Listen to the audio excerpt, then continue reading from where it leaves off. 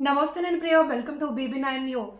కాకినాడ జిల్లా ప్రముఖ పుణ్యక్షేత్రం అన్నవరం శ్రీ వీర వెంకట సత్యనారాయణ స్వామి వారిని సుప్రీంకోర్టు మాజీ జడ్జి జస్టిస్ యద్వి రమణ దంపతులు దర్శించుకున్నారు. వీరికి ఆలయ ఈవో వీర్ల సుబ్బారావు, ఏఈఓ దామర వెంకటకృష్ణారావు ఆలయ మర్యాదలతో ఘన స్వాగతం పలికారు.